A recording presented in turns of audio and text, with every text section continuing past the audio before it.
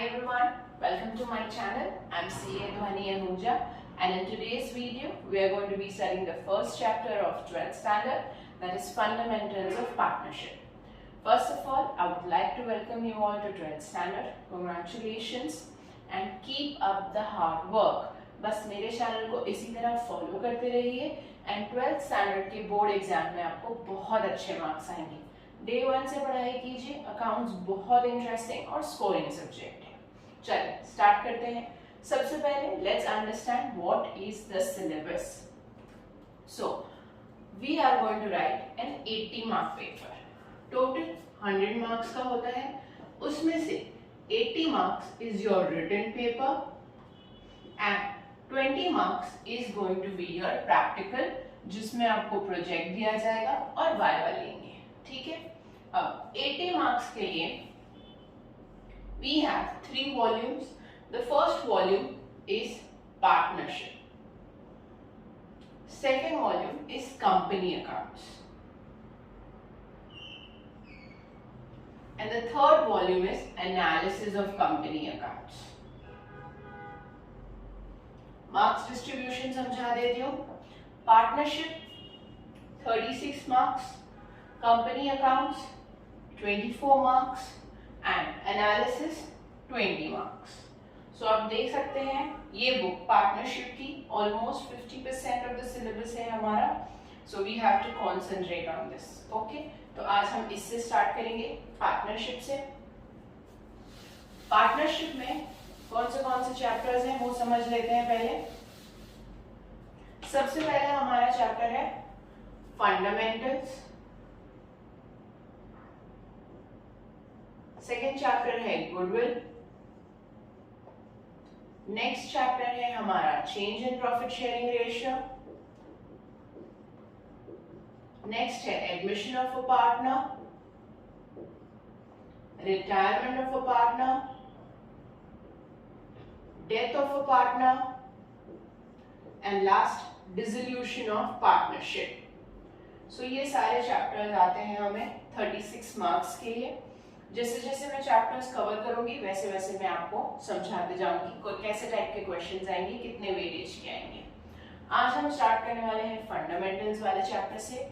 अब ये चैप्टर बहुत इंपॉर्टेंट है क्योंकि इस चैप्टर में आपका बेसिक्स कवर होने वाला है ऑफ पार्टनरशिप. हम बहुत सारे छोटे छोटे चीजें सीखेंगे जो बड़े क्वेश्चन में हमें काम आने वाले हैं. क्लियर? चलो स्टार्ट करते हैं. सबसे पहले पार्टनरशिप क्यों करनी है हमें पार्टनरशिप. 11th स्टैंडर्ड में हमने सोल प्रोप्राइटर सीखा है. सोल प्रोप्राइटर कौन होता है? एक सिंगल पर्सन जो अकेले बिजनेस करने वाला है. अब अकेले बिजनेस करेंगे तो कहां तक ग्रो होगा? ज्यादा ग्रोथ नहीं है possible. If you want to grow, you need capital in the business. One sole person cannot introduce such huge amount of capital. That's why he requires more people. That's why he requires partnership. इसीलिए ये partnership बनेगी. अब क्या होगा partnership में? Two or more people are going to come together. अब वो लोग क्या करेंगे? आएंगे तो सबसे पहले क्या करेंगे? Capital introduce करेंगे. The main motive of partnership is to increase your capital. Once your capital is increased, it's easier for your business to grow. That's why we need capital. That's why we need more people. Clear? Second main reason why we are going to do partnership: skills. One person may not possess all the skills required to run that particular business. So he will add one more partner or more than that. So they jointly have a lot of skills to run the business smoothly. Suppose मैं एक partner हूँ, मैं अच्छी हूँ marketing में, but मुझे finances back office के काम नहीं समझ आते, तो मैं क्या करूँगी? और एक पार्टनर को अपने साथ लूंगी who is good into all of this. So we become a good team and do a good business. So the second main reason is skills. That is why we need to do partnership. अब इस chapter में कौन से topics हैं? First topic है partnership deed. Next topic है interest on capital. Next topic है interest on drawings. उसके बाद आता है पास्ट एडजस्टमेंट्स और लास्ट टॉपिक है मिनिमम गारंटी। ये 5 टॉपिक आते हैं इस चैप्टर में। आज के वीडियो में मैं पार्टनरशिप डीड और इंटरेस्ट ऑन कैपिटल कवर करूंगी और आगे के वीडियोस में ये बाकी के टॉपिक्स कवर करेंगे। ठीक है, चलो स्टार्ट करते हैं वापस। तो क्या पढ़ रहे थे हम? पार्टनरशिप। पार्टनरशिप हमें क्यों चाहिए? For capital and for skills. Now as per the partnership act 1932, क्या बोलती है पार्टनरशिप एक्ट? अगर आपको पार्टनरशिप करना है तो मिनिमम आपके पास 2 लोग होने चाहिए। And as per companies act maximum एक पार्टनरशिप में you can have 50 people. So minimum हमको 2 लोग चाहिए if you want to do a partnership and maximum we can do 50 people. ठीक है, देन जब हम पार्टनरशिप कर रहे हैं we are going to have an agreement amongst ourselves. What is the agreement going to be? What are going to be his duties? What are going to be my duties? What all are we going to receive from the partnership firm? कितना profit हमें मिलेगा, interest on capital मिलेगा, interest on drawings देना पड़ेगा, ये सब है agreement. हम आपस में एक अग्रीमेंट बनाएंगे। अब ये अग्रीमेंट ओरल भी हो सकता है या रिटन भी हो सकता है। अब अगर ओरल अग्रीमेंट है, मतलब वर्बली हम लोगों ने डिसाइड किया है, कल को हमारे बीच में कुछ कॉन्फ्लिक्ट हो गया तो ये ओरल अग्रीमेंट काम नहीं आएगा, हम कोर्ट में कुछ भी प्रूव नहीं कर पाएंगे। सपोज हमने रिटन अग्रीमेंट किया है, रिटन अग्रीमेंट को बोलते हैं पार्टनरशिप डीड। अगर हमने पार्टनरशिप डीड बनाई है तो उसमें हमने सब क्लॉजेस मेंशन किए होंगे। कल को हमारे बीच में कोई भी डिस्प्यूट हुआ, then we can submit this partnership deed in the court and this partnership deed can help us solve the disputes amongst us. Clear? चलो आगे। अब हो सकता है कोई क्लॉज आपने आपके पार्टनरशिप डीड में ना डाला हो। एग्जाम्पल, आपकी पार्टनरशिप डीड साइलेंट है अबाउट इंटरेस्ट ऑन कैपिटल। अगर आपने पार्टनरशिप डीड में लिखा है कि आपको इंटरेस्ट ऑन कैपिटल से मिलेगा 10%, तो हम 10% दे देंगे। सपोज आपकी डीड साइलेंट है, मतलब आपने इंटरेस्ट ऑन कैपिटल का क्लॉज डाला ही नहीं है, तब क्या करना पड़ेगा? हमें जाना पड़ेगा इंडियन पार्टनरशिप एक्ट की तरफ। इंडियन पार्टनरशिप एक्ट 1932, हमें इस एक्ट की तरफ जाना पड़ेगा। ये एक्ट क्या बोलती है? अगर पार्टनरशिप डीड साइलेंट है about interest on capital, then partner को कोई इंटरेस्ट ऑन कैपिटल नहीं मिलेगा। अगर पार्टनरशिप डीड में स्पेसिफाइड है तो हम देंगे, अगर मेंशन नहीं है तो हम नहीं देंगे। ठीक है, नेक्स्ट आता है interest on drawings. Interest on drawings मतलब जो पैसे पार्टनर ने फर्म से विड्रॉ किए हैं उनके अगेंस्ट उसे इंटरेस्ट देना पड़ेगा टू द फर्म। अगर आपने पार्टनरशिप डीड में मेंशन किया है से सपोज 5%, तो हम 5% देंगे। अगर आपकी पार्टनरशिप डीड साइलेंट है about interest on drawings, then हम जाएंगे इंडियन पार्टनरशिप एक्ट की तरफ। इंडियन पार्टनरशिप एक्ट बोलता है no interest on drawings to be charged from the partner. Next आता है salary और remuneration. Salary और remuneration. What is this? Partner काम कर रहा है तो उसे सैलरी तो चाहिए। आपने पार्टनरशिप डीड में लिखी है सैलरी से सपोज 50,000 पर मंथ की, तो हम 50,000 पर मंथ दे देंगे। अगर आपकी पार्टनरशिप डीड साइलेंट है regarding the salary, then what will happen, no salary या remuneration will be given to the partner. Okay, next आता है प्रॉफिट शेयरिंग रेशियो। ये सबसे इंपॉर्टेंट है।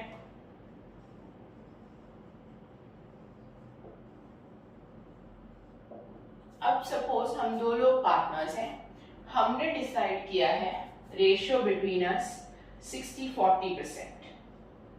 ये हमने रेशियो डिसाइड किया, ये रेशियो हमने पार्टनरशिप डीड में लिखा है। अगर लिखा है तो हम यही रेशियो फॉलो करेंगे। अगर आपकी पार्टनरशिप डीड साइलेंट है, आपने प्रॉफिट शेयरिंग का रेशियो लिखा ही नहीं है पार्टनरशिप डीड में, तो हम जाएंगे इंडियन पार्टनरशिप एक्ट की तरफ। इंडियन पार्टनरशिप एक्ट क्या बोलती है, इक्वल रेशियो। तो 50-50%, 1:1 is going to be the ratio between the partners. Last clause आता है interest on loan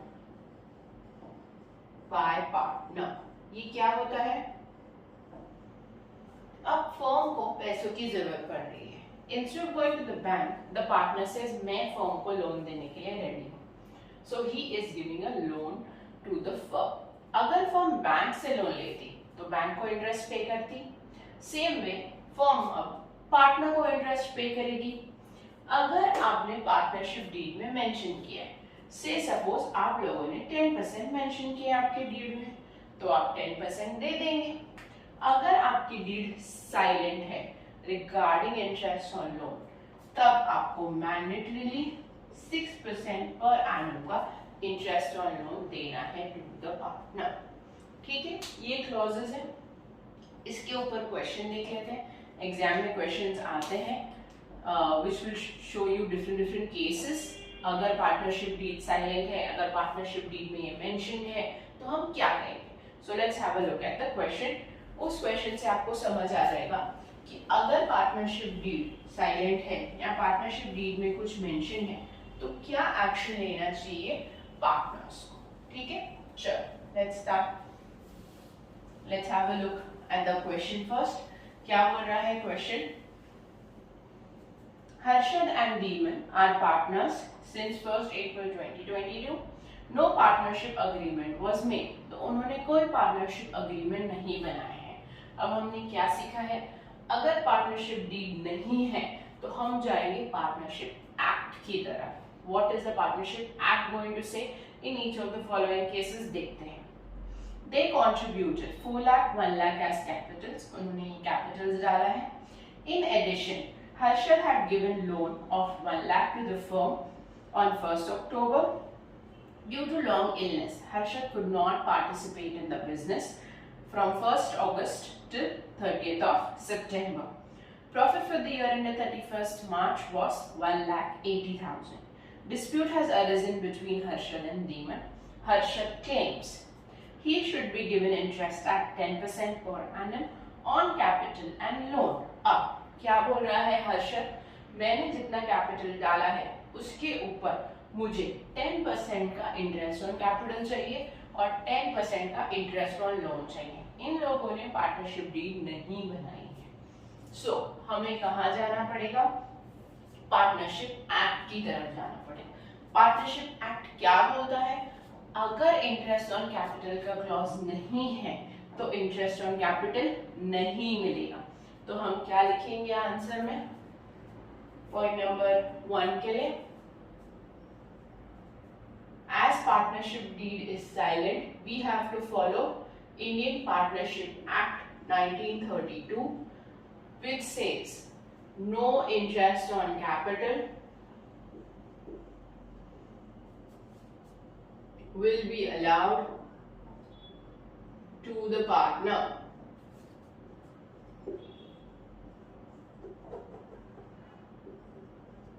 But interest on loan will be allowed at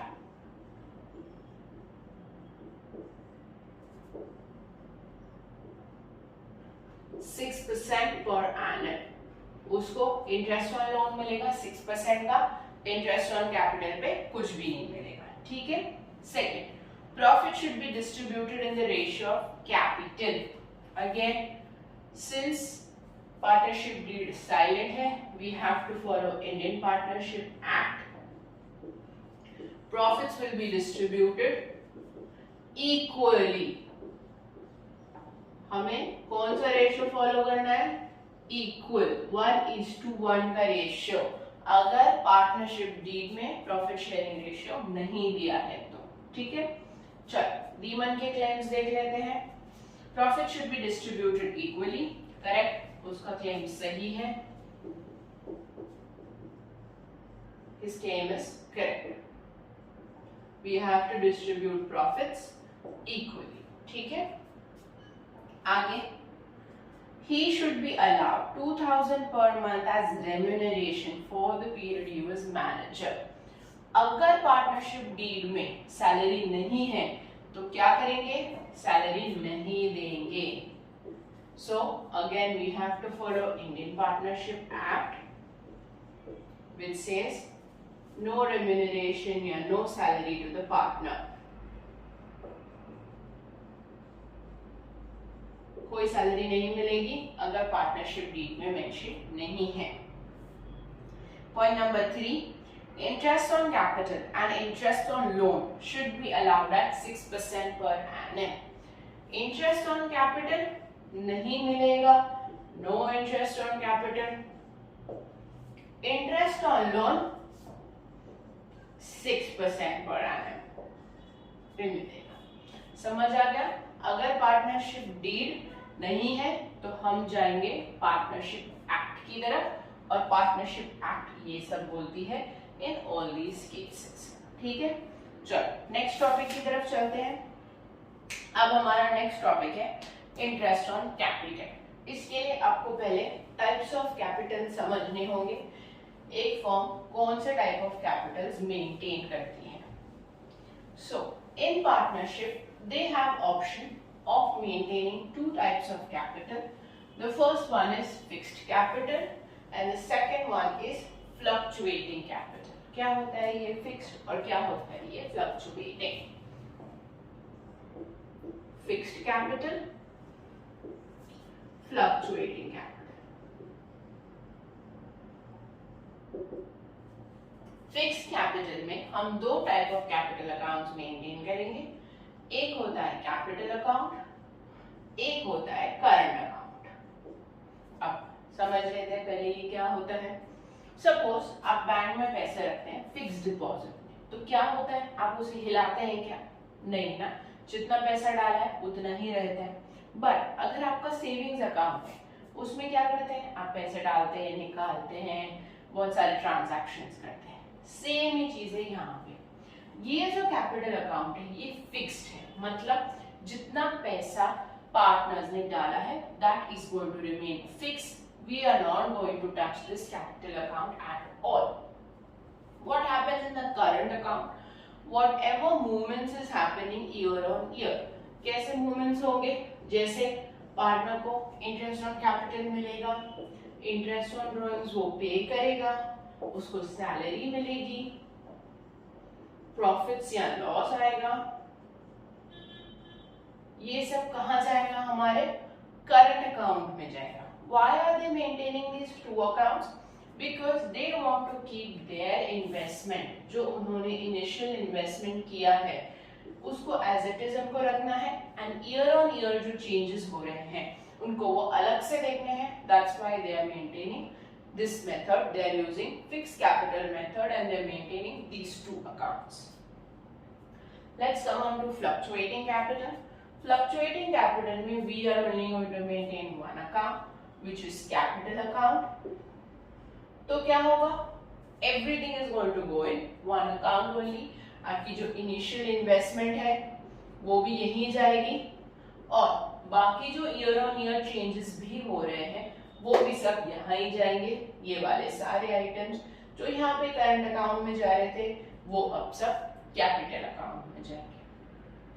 अब इससे इम्पैक्ट क्या पड़ेगा हमारे इंटरेस्ट ऑन कैपिटल पे? इस पे अलग होगा, इस पे अलग होगा। पहले फिक्स्ड का समझा देती हूँ। जब इंटरेस्ट ऑन कैपिटल हम लगाएंगे, हम कौन से फिगर पे लगाने वाले हैं? कैपिटल वाले फिगर पे। इस करंट अकाउंट वाले फिगर पे इंटरेस्ट ऑन कैपिटल नहीं मिलता है, ओनली द कैपिटल अकाउंट, उस पे ही इंटरेस्ट ऑन कैपिटल मिलेगा।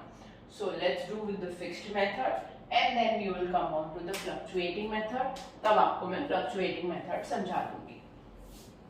चलो एक सम करेंगे तो हमको समझ आ जाएगा कि ये इंटरेस्ट ऑन कैपिटल कैसे चार्ज होने वाला है। Okay, let's have a look at the question. Let's read. Simran and Reema are partners sharing profits in the ratio 3:2। तो ये दोनों पार्टनर्स हैं, इनका प्रॉफिट शेयरिंग रेशियो है 3:2।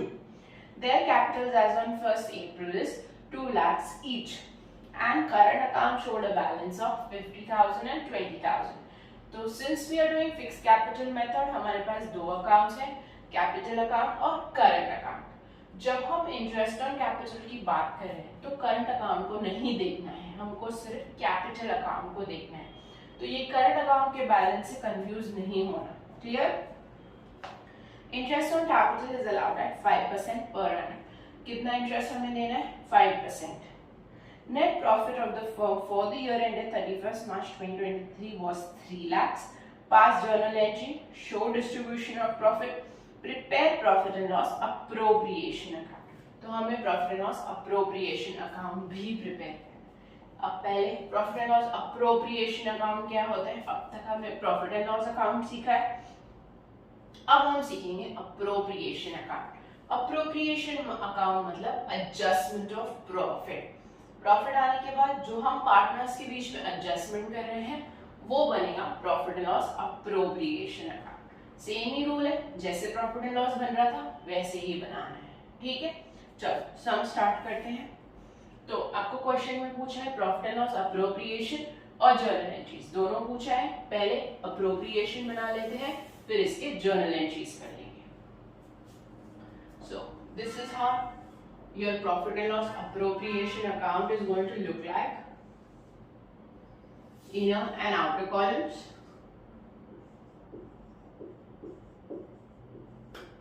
सबसे पहले हमें क्या डालना है? जो नेट प्रॉफिट हमें आया है for the year which is 3 lakhs। So you write by net profit, outer column 3 lakhs। ठीक है, ये प्रॉफिट ट्रांसफर है from your profit and loss account. Okay, next हमें देना है इंटरेस्ट ऑन कैपिटल। अब मैंने आपको समझाया इंटरेस्ट ऑन कैपिटल हम देने वाले हैं कैपिटल के फिगर्स पे। हमारे कैपिटल्स कितने हैं? 2 lakhs। करंट अकाउंट को नहीं देखना है, हमें सिर्फ कैपिटल अकाउंट को देखना है। तो यहां हम लिखेंगे टू इंटरेस्ट ऑन कैपिटल। क्या नाम है हमारे पार्टनर्स के? सिमरन एंड रीमा।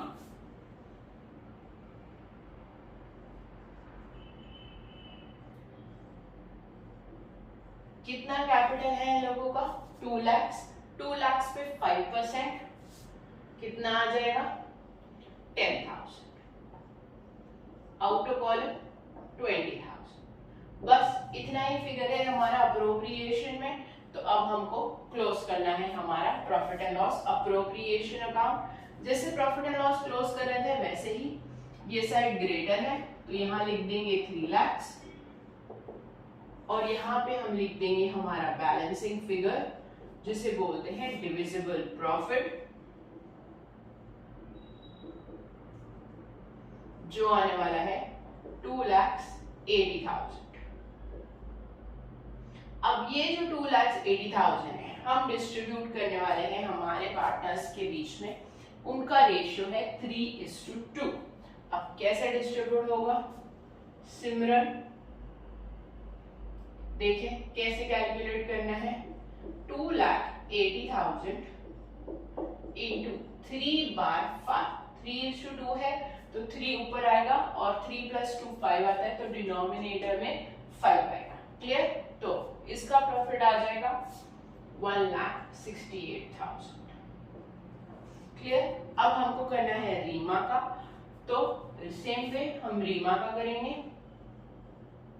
2,80,000 इंटू 2/5। क्लियर? तो रीमा का आ जाएगा 1,12,000। That's it. ये हो गया हमारा profit and loss appropriation account.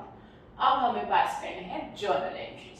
सबसे पहले हम पास करेंगे इंटरेस्ट ऑन कैपिटल की जर्नल एंट्रीज। अब आपको मैंने स्टार्ट में समझाया था कि जो भी इंटरेस्ट ऑन कैपिटल है, जो भी प्रॉफिट है, वो पार्टनर की करंट अकाउंट में जाएगा, कैपिटल अकाउंट में नहीं जाएगा। कैपिटल अकाउंट फिक्स्ड ही रहने वाला है। Clear?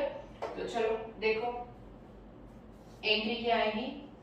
Profit and loss appropriation account debit to, सबसे पहले कौन है हमारा? सिमरन्स करंट अकाउंट टू रीमास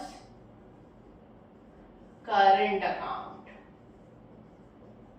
कितना हम दे रहे हैं इंटरेस्ट ऑन कैपिटल? 20,000 और इन दोनों को जाएगा 10,000। क्लियर? सेम वे हम पास करेंगे प्रॉफिट डिस्ट्रीब्यूशन की entry.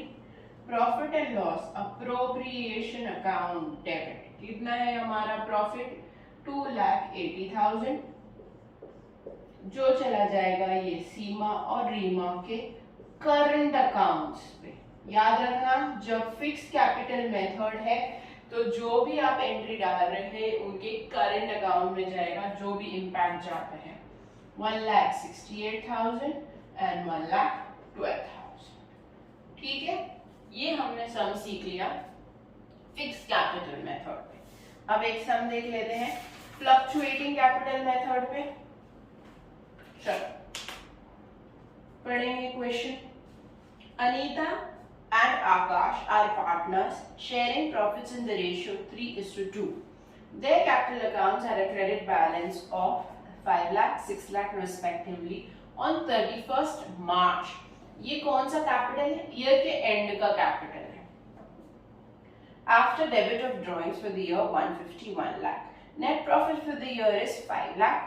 Interest on capital to be allowed is 10%. Pass entry and prepare appropriation. तो जो कैपिटल क्वेश्चन में दिया है उसे बोलते हैं क्लोजिंग कैपिटल। क्लोजिंग कैपिटल पे हम इंटरेस्ट नहीं लगा सकते, हमें हमेशा ओपनिंग कैपिटल पे इंटरेस्ट लगाना है। तो सबसे पहले हमें ओपनिंग कैपिटल कैलकुलेट करना पड़ेगा। कैसे कैलकुलेट करेंगे ये ओपनिंग कैपिटल? क्वेश्चन में आपको क्लोजिंग कैपिटल दिया है, ड्रॉइंग्स भी दिया है, उससे हमें हेल्प होगा to calculate the opening capital. So let's have a look. सबसे पहले जगह छोड़ दो for profit and loss appropriation and for your journal entry. Then हम बनाएंगे working note for calculation of opening capital.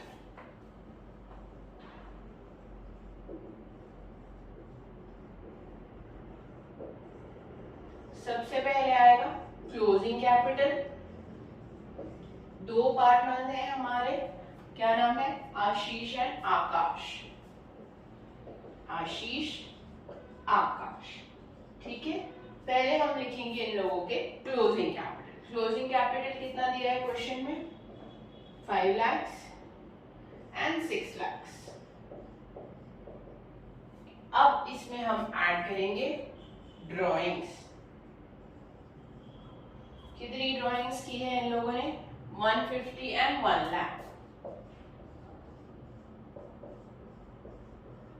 So we will arrive at opening capitals. इसका opening आएगा 6,50,000, इसका ओपनिंग आएगा 7 लाख। ठीक है, अब स्टार्ट करते हैं profit and loss appropriation. Profit and loss appropriation के लिए सबसे पहले हमें प्रॉफिट चाहिए फॉर द ईयर। हमारा प्रॉफिट फॉर द ईयर है 5 लाख। अब हमें लगाना है interest on capital. Interest on capital लगेगा ये ओपनिंग फिगर्स पे 650 और 7 लाख पे 10%। सो आ जाएगा 65,000 70,000. So outer column figure 1,35,000. Clear? इस क्वेश्चन में सबसे इंपॉर्टेंट है ये ओपनिंग कैपिटल्स करेक्टली कैलकुलेट करना है, ठीक है? अब हमें क्या करना है, हो गया, बस लास्ट डिविजिबल प्रॉफिट निकालना है और उसके बाद प्रॉफिट डिस्ट्रीब्यूट करना है इनके रेशियो में विच इज 3:2, ठीक है? क्लोज कर दो, ये आ गया 5 लाख, डिविजिबल प्रॉफिट आ जाएगा 3,65,000, वो हम डिवाइड कर देंगे इनके रेशियो में 3:2, मतलब 365 इंटू 3/5, 365 इंटू 2/5, ठीक है? तो कितना आता है, ये आ जाता है 2,19,000, 365 इंटू 3/5 करेंगे और इसका आ जाएगा 1,46,000. That's it. ये हो गया हमारा फ्लक्चुएटिंग कैपिटल मेथड, ठीक है? ओके, अब एक क्वेश्चन और ले लेते हैं जिसमें हम interest on capital as a charge and allowed ये दो टर्म्स का मीनिंग सीखने वाले हैं. अब क्या होता है ये चार्ज और अलाउड? अगर हमारी पार्टनरशिप डीड में मेंशन है कि interest on capital is allowed, क्या कौन सा वर्ड लिखा है हमारी पार्टनरशिप डीड में? अलाउड. अगर अलाउड वर्ड है तो हम कितना आईओसी दे सकते हैं? लॉस नहीं कर सकते, मैक्सिमम जितना हमारा प्रॉफिट है, ठीक है? लॉस नहीं अराइव कर सकते. You can not exceed your IOC, can not be greater than your profit. समझ गए?